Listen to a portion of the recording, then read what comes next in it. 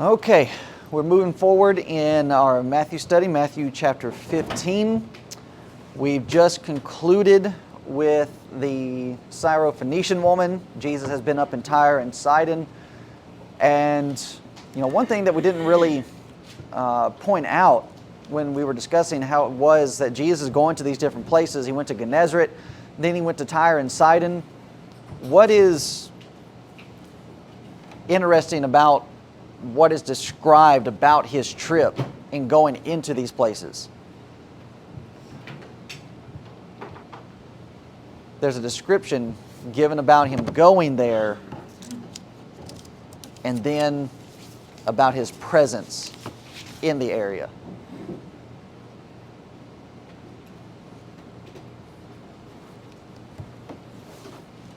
Like I said, we didn't point it out, but it is interesting that it's there and what ends up happening.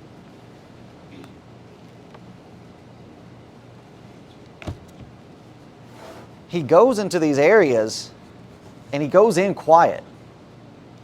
Like it actually describes and says that he went into these areas not wanting anybody to know that he was there. But what happens anyways? He does a miracle, yeah. And it just spreads like wildfire. Yeah, and even before he does the miracle, the Syrophoenician woman just finds out that he's there, and she comes running. That right there really sets apart, and it's a good illustration about what the proverb says about letting another praise you. Don't let your own mouth praise you, but allow somebody else to praise you. The word is getting out of what Jesus is doing to where he doesn't have to go in with his apostles running in front of him. Jesus is coming, Jesus is coming. They're just expecting it. And that when he does show up, he's able to slip in quiet, but because of what he's doing it's so real and it's so genuine that people just automatically flock to where he is.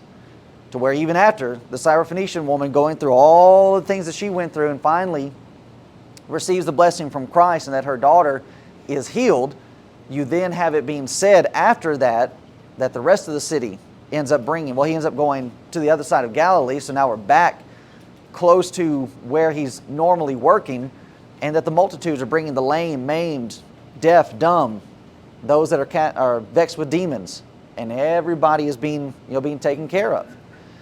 So when we're considering, again, the motivation as to why he's doing these things, and what's to be our motivation as well as we're going through and striving to live as Christ did, is found in verse 32. All throughout our Matthew study, when we're going through and we're viewing all the things that Jesus is doing, the miracles, the teaching that he's involved in, it's all rooted back in this. And this started way back in Matthew 9, where we first had it being mentioned. He looked on the people and he had compassion on them. Then Jesus called his disciples unto him and said, I have compassion on the multitude because they continue with me now 3 days and have nothing to eat. And I will not send them away fasting lest they faint in the way. Now, again, don't read over stuff as though it's just there for the sake of commentary. This is important information for us to consider. The Bible is described in the book of James as what kind of, only word I can think of is tool, but that's not the proper word. But what kind of furniture or fixture that you have in your house that the Word of God is described as in the book of James? A mirror. Okay, it's a mirror. That you are able to go into the Word of God and that you're supposed to be able to view yourself. Now, in viewing how long they traveled and how long they stayed with the Christ, how do we look in comparison to this? Would we be willing to do this? To walk 3 days just to be with Jesus? To walk 3 days without food? No. A lot of people won't even give up little things so as to be in fellowship with Christ. So how can you say that you're committed and that you're convicted and you won't even give up something little? And it's like, oh yeah, I'd walk 3 days. No, I can tell by how you're living you wouldn't take the first step. And let alone having to wander out there without having anything to eat. So again, we have being contrasted the reception that Jesus is having from the Jews, his own people. Now the Pharisees, they're traveling 60 miles, but they're not traveling 60 miles to hear what he actually has to say. They're traveling 60 miles just so they can destroy him, trip him up, and find some way to discredit him. But then here's Jesus in this Gentile area. And this is the attitude that they have. Continuing 3 days without food. Jesus says, I have compassion on them. I will not let them go away hungry, fasting, lest they faint. He was not going to leave them in the midst of their struggle. He knew about their struggles. Now, don't we sing a hymn about that? He knows all about our struggles. But do we really believe that? Or is it just something that we come together, we know the song, we know the tune, and we just go through it? Here is the illustration. Here's the biblical principle for that hymn. He knew about their struggles and he met the need. So what about the struggles that we go through? The needs will be met. He's not going to send us out and that we would faint in the way. So just as we said, contrast between the Pharisees, the Jews, and the Gentiles, traveling 3 days, nothing to eat.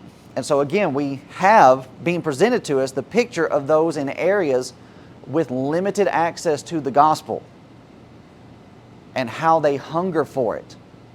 So we're right back into Matthew 5, where all of this started. Why is it that you have this contrast between the Gentiles and the Jews? Because the Gentiles being on the outside with limited access, and then those crumbs start falling off the table, they rush towards it. But then what about the Jews that are sitting at the table and everything's there ready? You don't appreciate that. Oh yeah, we get this all the time. And there's the difference in attitude. They're not hungry for it because it's always there. But you go to people that are on the outside and you find them right in this area of Matthew 5:6. Blessed are they which do hunger and thirst after righteousness, for they shall be filled. Why is it so hard to find people interested in Bible study? Because Bible study is all around you. Pull out your phone, get on your laptop, and you can go online and find any kind of study that you want to find. But then you go into a foreign country where that kind of stuff is limited, and you have people moving heaven and earth to be able to get what we have. Like there was a video that was swirling around Facebook. I'm surprised that they even allowed it to stay up, because it was a video supposedly of people in China, and somebody had snuck Bibles into China. And the people were just weeping because they never had one before. Now, how do people treat the Bible here? Collects dust on a shelf. Yeah, it's just there on the coffee table. It's all around. And since it's all around, you think, well, I'll get to it later. But with these kind of people, it's like, no, Jesus is only going to be here for a little while. So what do we need to do? We're spending as much time around this as we can. So just being willing to sacrifice. They sacrificed 3 days not having any food so as to be with Christ.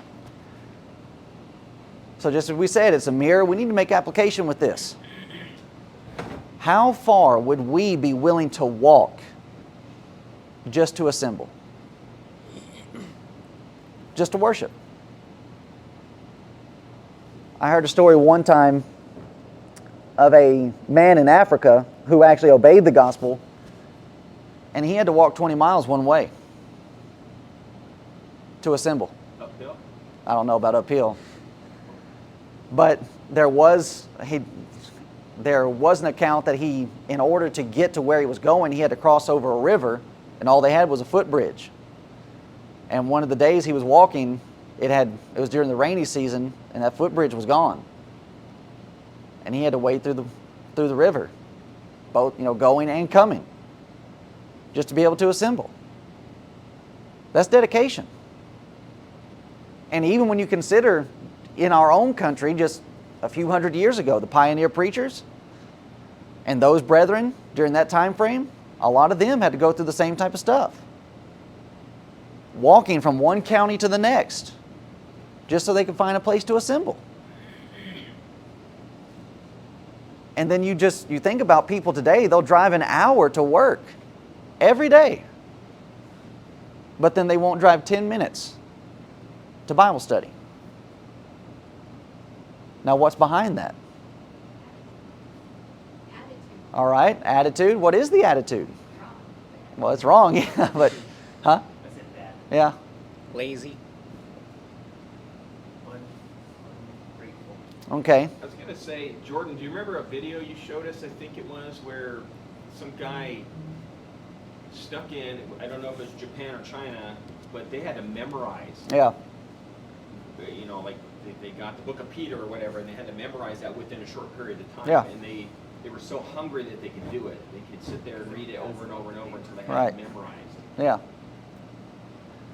So when we're thinking about, this attitude problem, and you're right, let's think about it in the context of what we've been discussing. What was the attitude of this Canaanite woman that she received this blessing from Christ that her daughter was healed? She was, it would be Matthew 6:33. Okay. Seeking first the kingdom. And the fact that she came to Jesus and she said, "Son of David." What's the next phrase? Have mercy on me. Have mercy on me. The problem with the attitude is that you're not recognizing your need. And that's what it all boils back to. Well, I'll drive an hour to work every day. Why? Well, I need the job. I need the money. I need the benefits. But what about Bible study? What about religion? What about worship? Nah, don't really need that so much. That's where it all starts.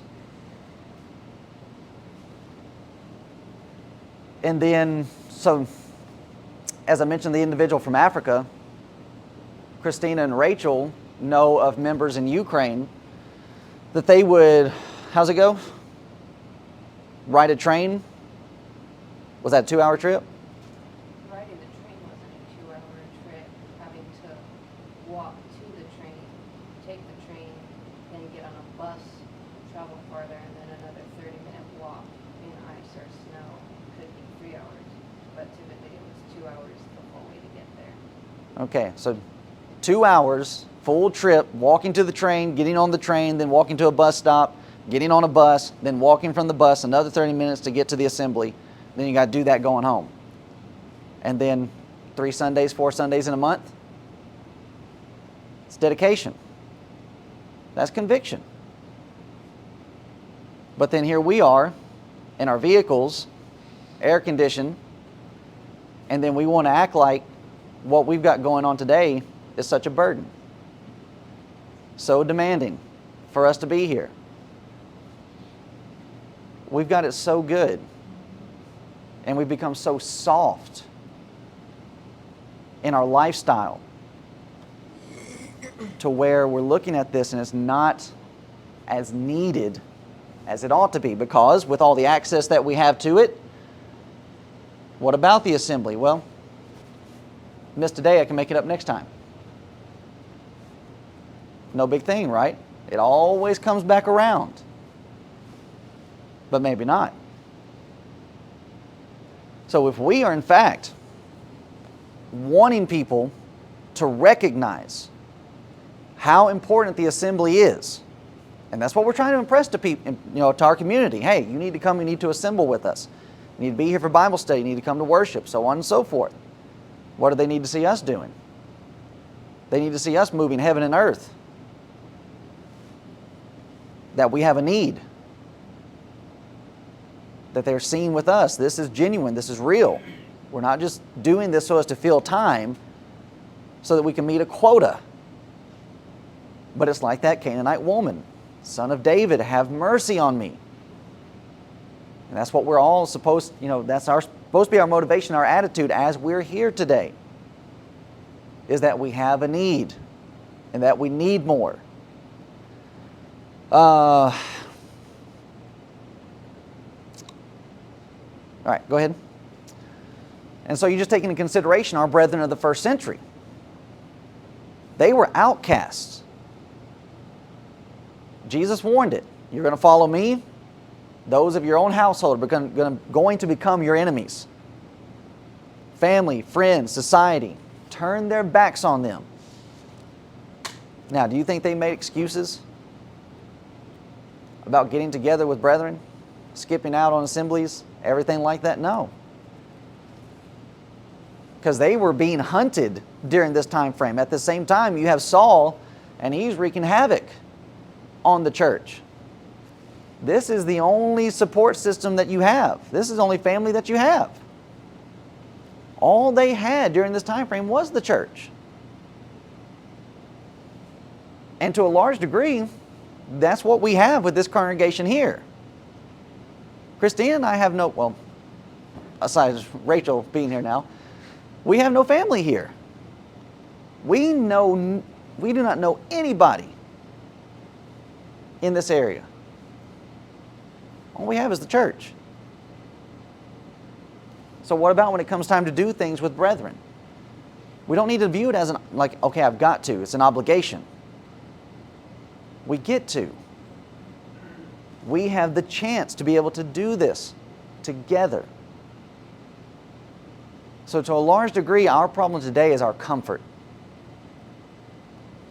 These brethren are being persecuted. They're outcast. It's precious to them. But with the blessings of, I say blessings, at the same time, it can be a curse.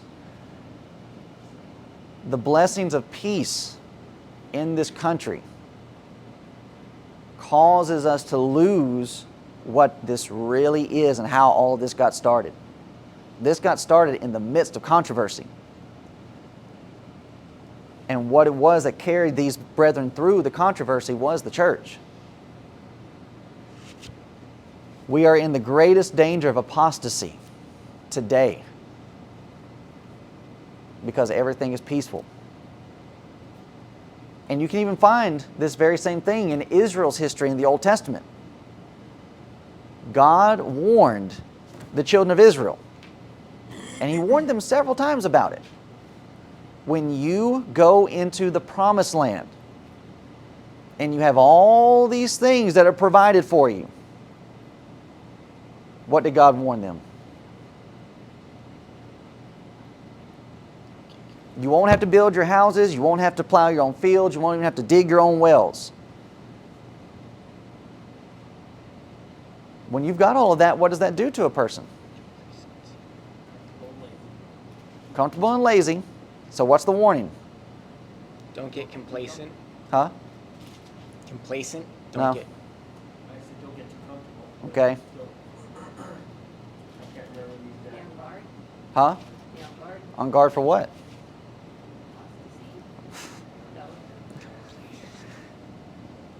As they're getting ready to go into the land, God warned them over and over again, do not forget about me. Because that's what comfort does. You stop feeling that need. Which then goes to the lukewarm church. Right. That's what Jesus Say it louder for the people in the back. That's what's being said about the lukewarm church when Jesus is like, you're neither hot nor cold, because they were rich with everything. They didn't think that they needed anything. All right, and that's it. Jesus says in that very verse about that church, you have need of nothing. When we lose that sense of need, then all of this starts being pushed around. And it doesn't take center stage. And with the children of Israel, the very thing that God warned them about ended up happening. That all throughout Israel's history in the Promised Land, you constantly are having people come in, capture them, And that because they start living wickedly. All throughout their time in the Promised Land, it's an up and down situation. Yeah, we're following God, but then they get away from God and they get conquered by another nation, and a judge has to rise up so as to deliver them. Okay, we'll follow God, but that only lasts for the lifetime of that judge, and then they're back down again. It's because of everything that's around. And you just think about everything that we have in our country, all the material goods that we have. Is it any wonder that religion takes a back seat? And that religion, to a large degree, for a lot of people, is not serious. It's a concert. It's a show. It's somewhere that we can go to get an emotional response, an emotional trigger. But it doesn't produce any change in a person's life. For these brethren, it brought about huge change. And change that truly was a matter of life or death in many of their cases. So Jesus has compassion on them because of what it was they were willing to do, what it was they were willing to sacrifice. Now it's going to come into play in the next chapter, because what's Jesus going to say in Matthew 16? If you're going to follow me, what are you going to have to do? Lay down your life. You're going to have to sacrifice. Take up your cross and follow me. If you're going to follow the Savior, you're going to have to sacrifice some stuff. But we live in again, going back to our country, who has to sacrifice today? Who's really having to give anything up to be a Christian? Not really anybody. So it's easy to see how true Christianity isn't shining through. All right, so any thoughts, questions, comments before we move on to the feeding of the multitude? All right, verse 33. His disciples say unto him, whence should we have so much bread in the wilderness as to fill so great a multitude?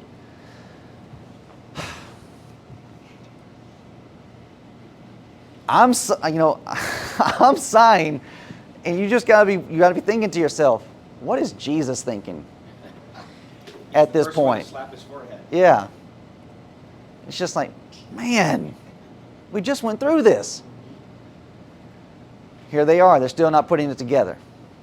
They're still not understanding, comprehending. They're not remembering what's transpiring, and it will happen again in chapter 16. Now, we view this, and my immediate response, and I'm sure your immediate response as well, frustration.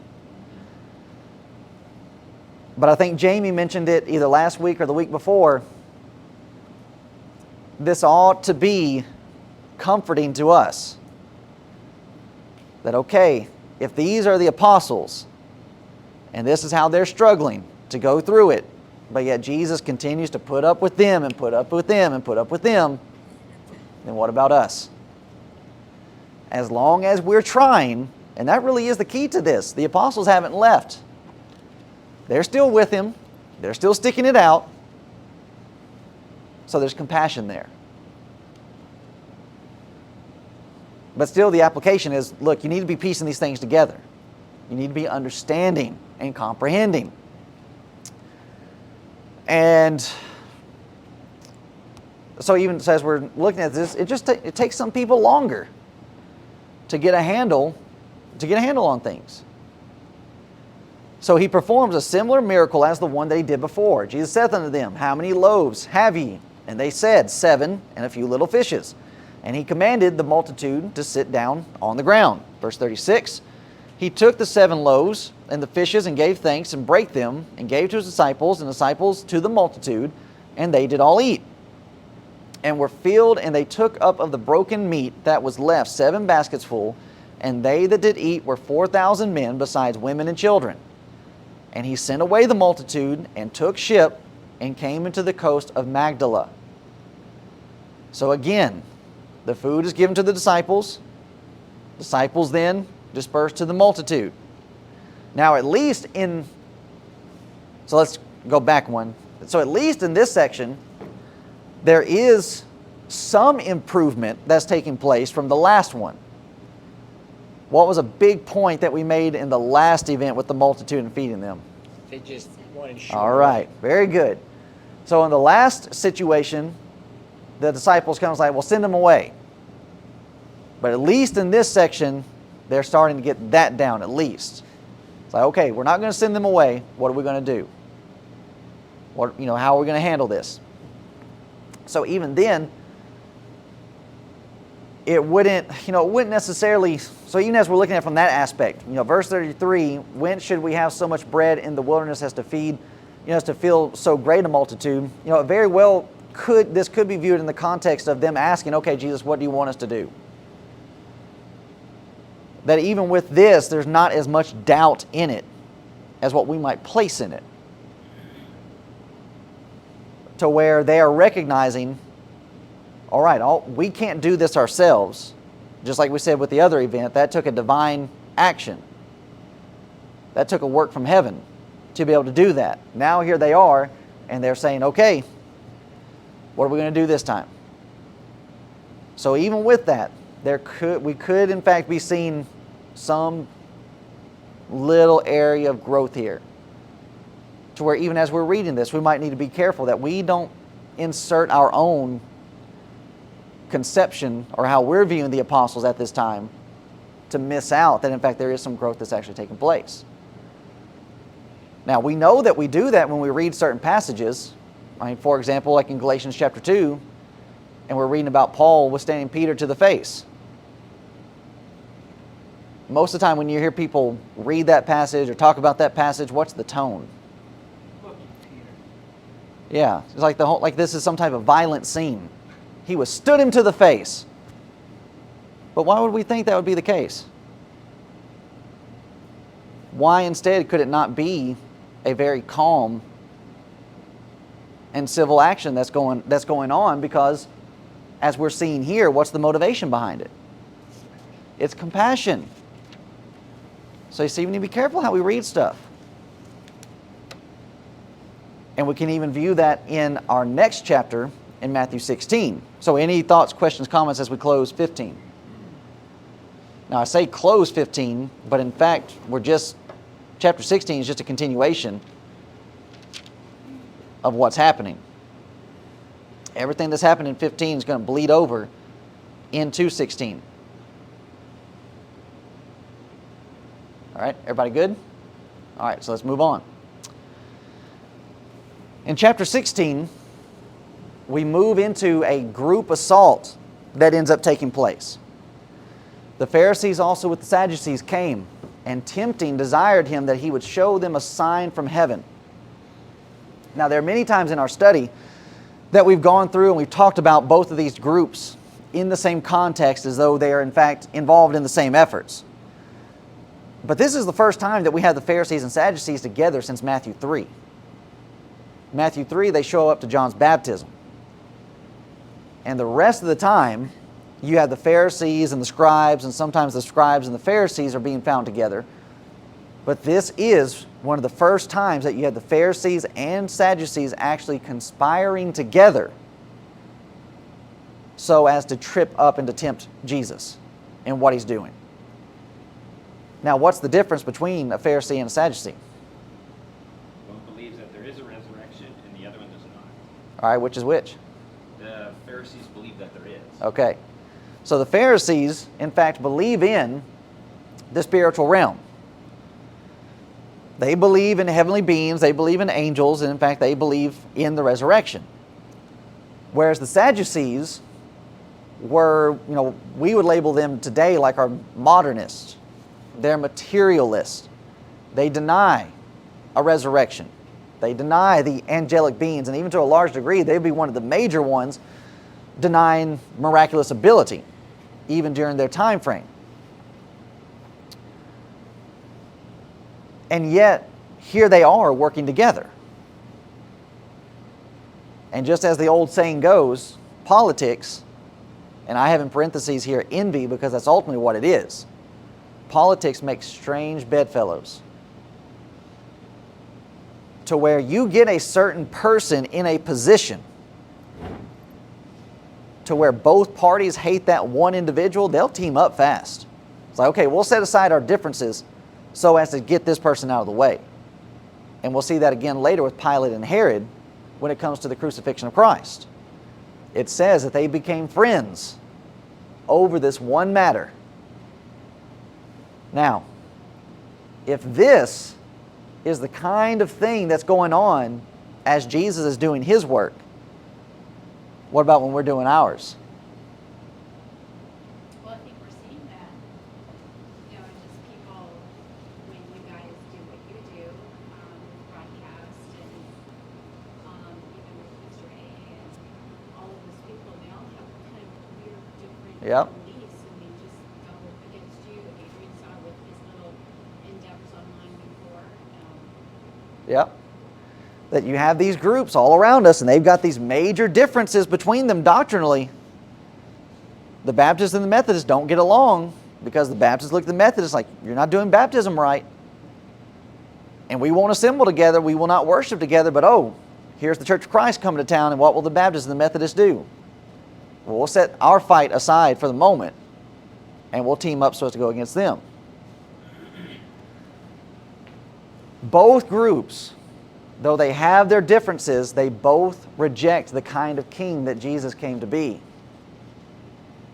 He's not coming just to deal with physical matters. He's coming to deal with the spiritual, and dealing with the spiritual, that's going to set both of these parties straight. They shouldn't even exist, and they're recognizing that. Well, if people start following Him, then what need will they have of us? There won't be any need of this. So there goes their income, there goes their livelihood, there goes their prestige and their influence.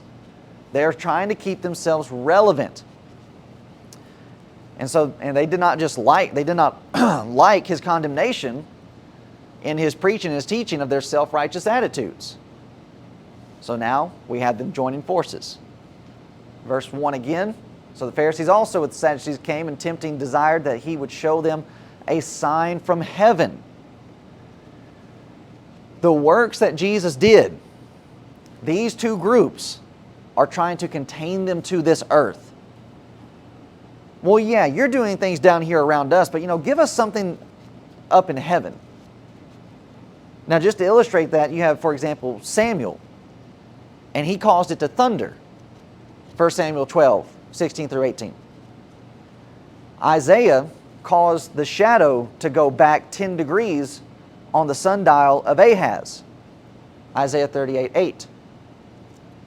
And then even Moses, for that matter, sent down to them manna from heaven.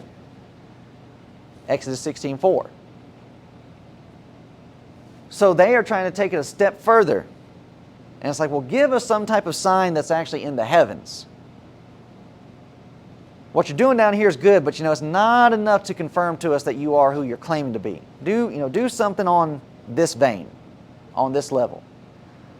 Now, even with this type of situation, if Jesus did do something like this, we already know what the people are doing when Jesus asked His disciples, who do men say that I, the Son of Man, am?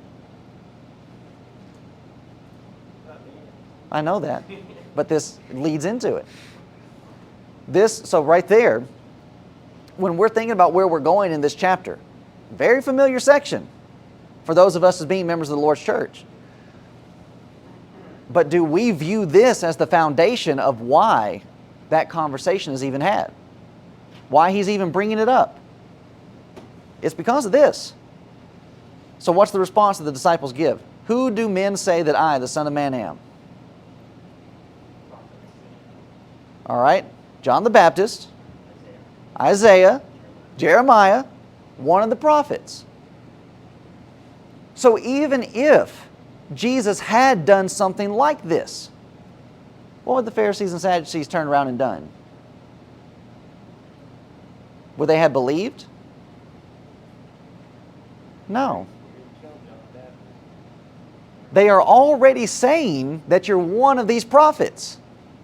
Now, what if He performed a sign like one of these prophets? all they would do is just turn that on him and say, you see? He's just like we said. He's just one of them. With some individuals, it doesn't matter what you do. They're always going to find a way to turn it and flip it.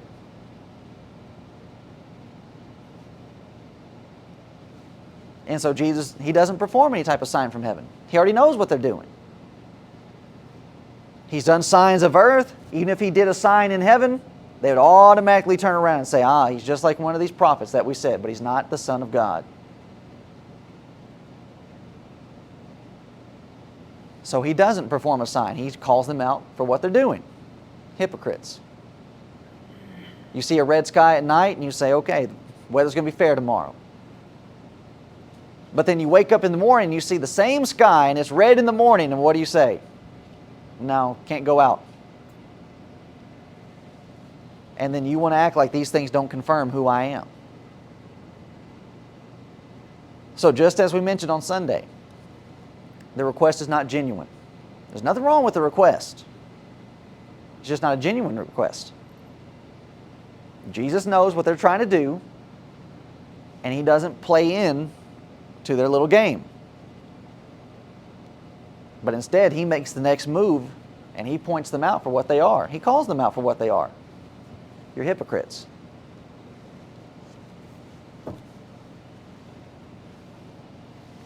And everything that Jesus was doing already, was that not enough evidence for them to know, okay, he's more than Samuel, Isaiah.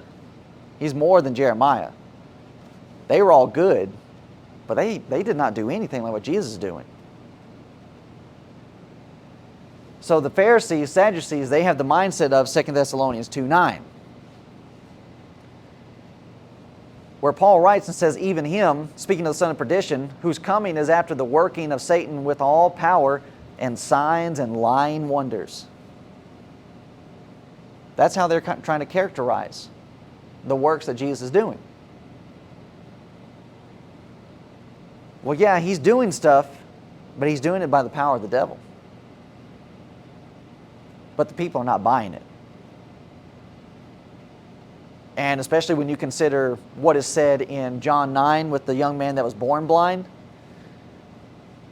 and how that they questioned, the Pharisees are questioning him, and they raise the argument of how it is that, God doesn't respond to sinners in such a way. And the man says, yeah, I understand that God doesn't hear sinners, but the very fact that Jesus performed a miracle like he did, then what does that disprove about Jesus? He's not a sinner like you claim. But this is what they're trying to do. They're trying to turn the people and trying to turn the crowd. Verse 4, Jesus responds and says, a wicked and adulterous generation seeketh after a sign. There shall no sign be given unto it but the sign of the prophet Jonas, and he left them and departed. We've already had this statement being made, Matthew 12, 38, 39. Certain of the scribes and of the Pharisees answered, saying, Master, we would see a sign from thee.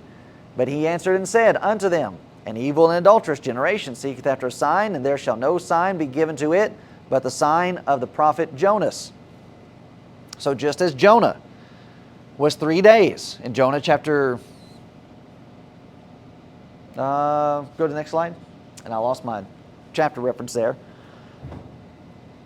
But for as Jonah was 3 days and 3 nights, this is the Matthew 12 quotation. For as Jonah was 3 days and 3 nights in the whale's belly, so shall the Son of Man be 3 days and 3 nights in the heart of the earth. When you're considering what it is that Jesus is presenting and what he's describing in this context to this group of people, Jonah was sent to who? Nineveh. Israel or Gentile? Gentile nation. Jonah being sent to a Gentile nation 3 days, 3 nights in the whale's belly And the text of Jonah tells us that Jonah was spat up on the shore and then walked into town. I think people would be ready to listen when they find out this dude was in a fish. And the fish threw him up, and then he didn't do anything else, and he just wanders into town. I think I'd be ready to listen. It's like, all right, man, let's hear what you got to say. And yet here's one greater than Jonah. And are they ready to listen? No. But just like Jonah, Jesus will die. He'll be buried. And he will be in the grave for 3 days. And rise again. And go back into the city. People should be ready to listen then. And he's warning this group of people, listen, your time is running out. You're asking for these things and you're asking for these things, but it's going to come to a point to where this is all you're going to get. And once you get that, that's it. Either you're going to believe that, or there's not going to be any hope for you. And even with the Jews, we know, scribes, Pharisees, Sadducees, we know how this goes for them. What did they say? What was the lie that they conjured up about Jesus not being in the tomb?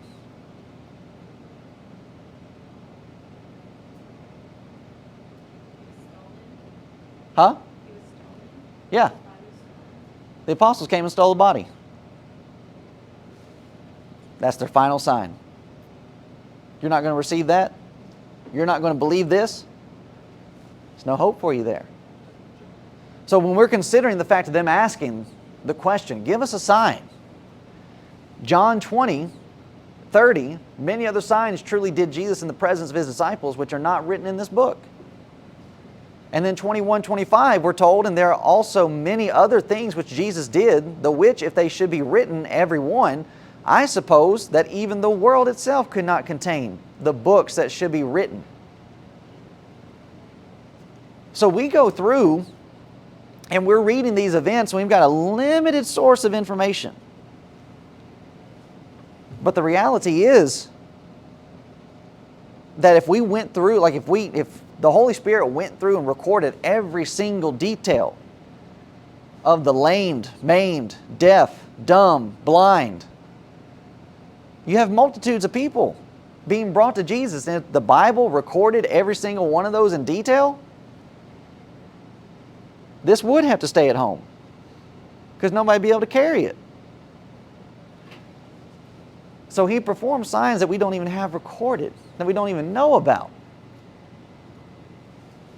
But John tells us that these are written, these are recorded, so that we might believe. And thus you have what Jesus says to Thomas. Thomas, great is your faith because you see and you believe. But then he makes a contrast. And what's the contrast? Thomas said, let me see the hands, your hands, the holes in your wrist. Plunge my hand through the hole in your side. You see and you believe. But blessed are those who Haven't seen. All right. But blessed are they which believe and have not seen. We're in a greater category to even the apostles, because we just simply have these things recorded and not seen one iota of what actually happened. But we trust in it. And so even there, we're right back into our Sermon on the Mount. Those that are blessed. What is it? It's called faith. Yeah. And just as we said, that faith has got to carry us through, walk with us all, everywhere that we go. So like in the section, so when we ask Pentecostals, for example, we try to get them to perform a sign. And then they want to try to run to this passage and try to use that as a defense. Well, an adulterous generation seeks after a sign. What's wrong with them trying to do that to us? How do you counter that?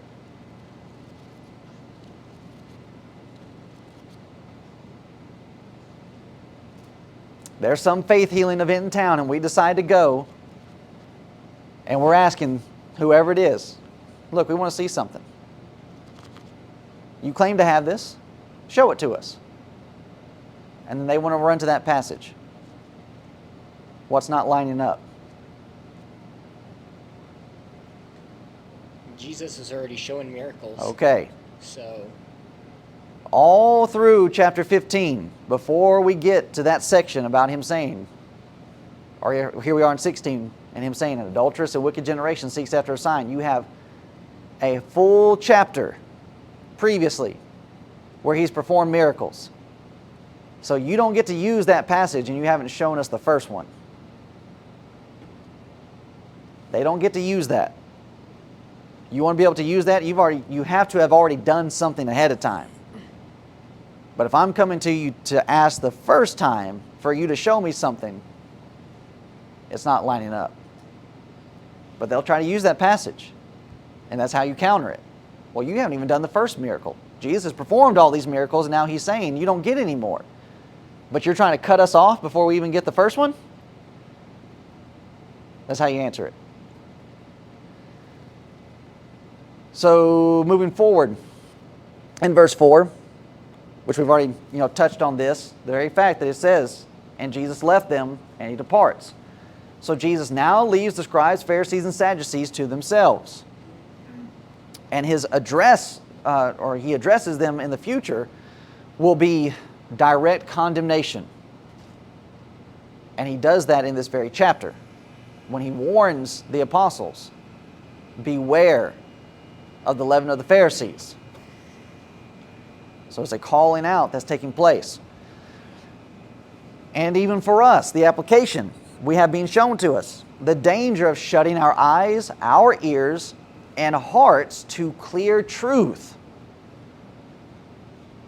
The importance of being honest with information that's given to us, and especially when there's information that condemns us.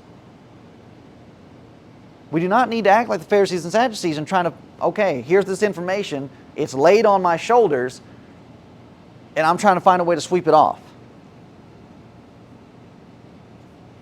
They never attack the actual information. They attack the person. Well, if we can discredit you, then we can discredit your information. That doesn't always work. Because even if I find myself in sin, but I'm teaching the truth, my sin does not weaken what the truth actually is. And that's the whole discussion of Matthew 23. Yeah, the Pharisees are in sin, but they're still teaching the truth. So you need to follow it.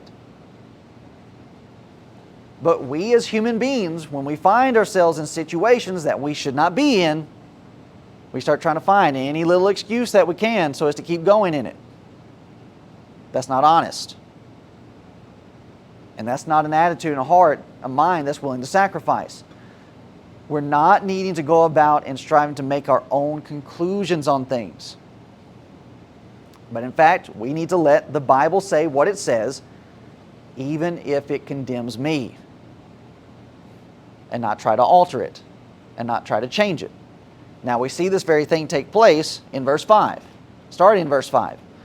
When his disciples were come to the other side, they had forgotten to take bread. Then Jesus said unto them, Take heed and beware of the leaven of the Pharisees and of the Sadducees. And they reasoned among themselves, saying, It is because we have taken no bread. Now here is a point of frustration. And we can even see it with how Jesus responds. They're still not getting it. You've just fed two different groups of people, two multitudes, two separate times, with a few fishes and a few loaves. Why would this even come into your brain that this is something to be worried about? 5,000 one time, 4,000 another time, and aside, besides that, men and women. Now, just making some application here, in putting ourselves into these events. Part of the problem can be explained this way. Possibly. I'm just throwing this out as a possibility. When you're starting a new job, and I don't want anybody in here to think that I'm picking on anybody. This is just something that was coming to my brain as I was going through, and I was mainly thinking about myself when I was starting my first job at the nursery.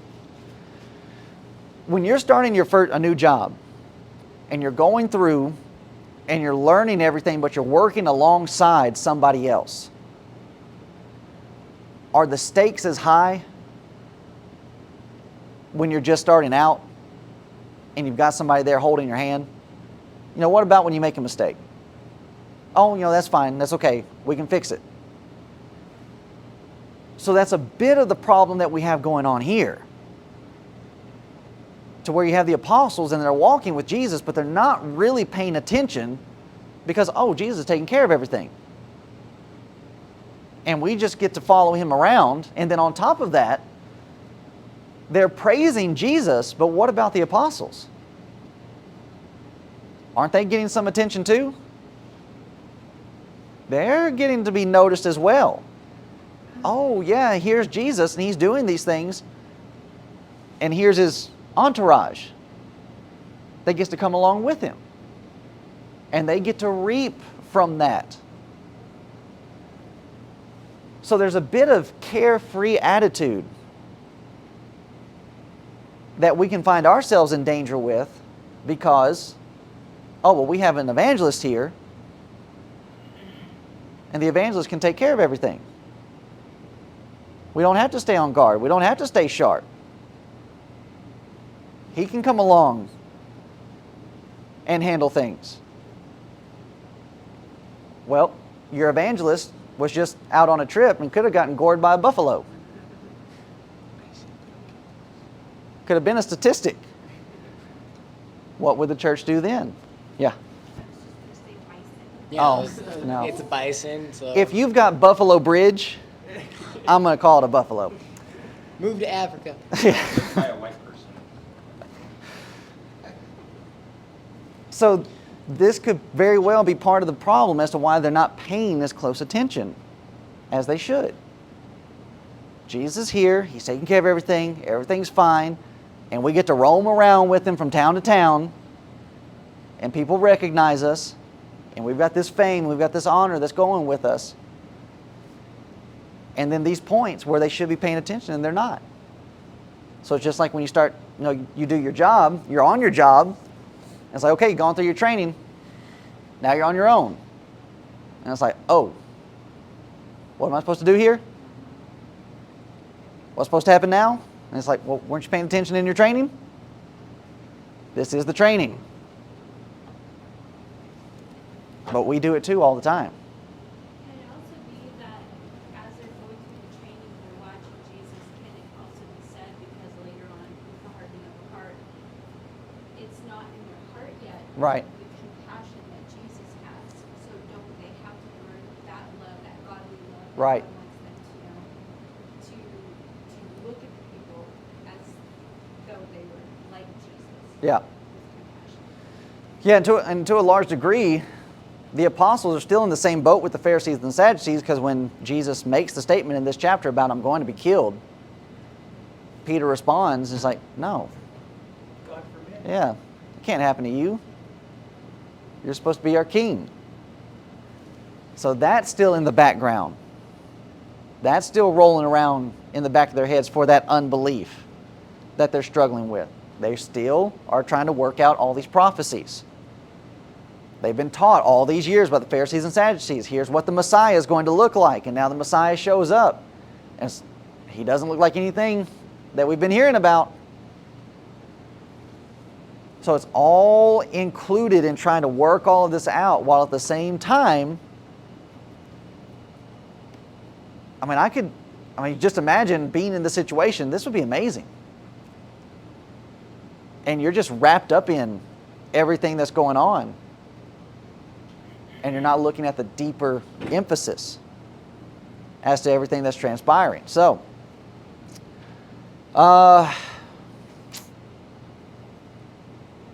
So yeah, just as we said, when training is over, Jesus only leaves for 3 days. Right? He's in the grave for 3 days. What are the apostles ready to do? Well, let's pack it up and go home. Peter says, okay, I'm going back to my other job. I'm going fishing. And it's just, training's over. And now it's time to go out there and do it yourselves. So there's a lot of moving pieces to this as to what's happening. But yet 3 years they're in training. And Jesus keeps going with them. And then even after that, after Jesus ascends to heaven, who's sent in Jesus' place? The Holy Spirit is sent. And He's there holding their hand. So even as we go through and we think of these men, and even our brethren of the first century, but especially the apostles, when we look at what they're doing and the things that they got accomplished, to a large degree, God is holding their hand all through the process. To where Paul describes it very well when he says in 1 Corinthians 13, and talking about the miraculous gifts. When I was a child, thought as a child, spake as a child, but when I became a man, I put away childish things. To where we view and we think about all the things that are going on here, and how wonderful, we oftentimes would think how wonderful it would be back during this time frame. But Paul actually flips the script on that and says, oh no, this is infancy. This is childcare. And what we are in today is maturity.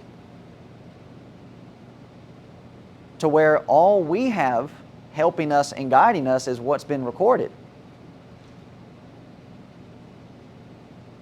And to where even Paul writes about it, he says this is more glorious than even what they had. And that's a strange concept to have. Because we look back at this and it's just like, oh man, if we could just do this, if we had this going on today, the church would grow. Would it? I'm sure to a degree you'd have some growth, but you have to be careful with that. John 6, you have those that are following just for the miracles, following just for the bread, and that you've got to weed them out. But you take all that away, and now you're just left with this. Shows you who the real converts are.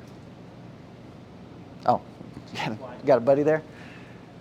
So with that, so any thoughts, questions, comments, 5, 6, 7 there when we're thinking about what the apostles are going through and what we're going through?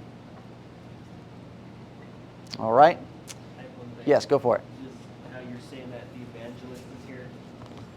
Like the military, everyone's got to be have some knowledge of medic. Yeah. Because if the medic gets shot, right, we all need to be not looking, all right, it's just Micah or Jordan Reese or whoever. We all have to be, okay, if he gets shot down, we all need to be moving forward, otherwise we're going to fall apart. Mm-hmm. And so even with that, so I know back in the day, generals often would be found on the battlefield, but how often does a general go into war today? Not very often. He's often some command center somewhere. So during that time frame to where you have generals that are there, so even with that, you have your rank going through the military to where what happens when the rank above you gets killed? It goes down to the next rank. You have to step up now to where this person was, which means you're going to have some type of understanding of what their responsibilities were so as to keep this fight going. To where it's never the case to where each person, even down to the lowest private, gets to be comfortable with the idea, well, there's always going to be the next guy up there telling me what to do. No, it very likely could end up being the case to where each one gets knocked out to where now we're down to you. And even then, taking it to an area that's way less extreme, when it comes to sports and you've got your backup, and you have some teams that they lose their first string, second string, and they're down to their third string, especially if it's the quarterback, what had that guy better be doing? He better be studying that playbook like everybody else. And see, that's the mentality behind it. It's like, oh, well, that, it'll never get to me. There's no way we're going to lose both of our quarterbacks in a single game. Oh, no, it happens. And then when that time comes, are you going to be found ready? Or are you going to be found lacking? So, we're at 11. We'll stop on that point in chapter 16, verse 7. We'll pick up in 8 to discuss a little bit more about this. I hate that they were having to break it up like that, but definitely for next week, go back, reread this section. If you're taking notes, we'd greatly encourage you to go back, study your notes, because we're going to pick right back up with this and moving forward to the discussion of the kingdom. All right, so any other thoughts, questions, comments? Okay, we'll stop there, take a little break.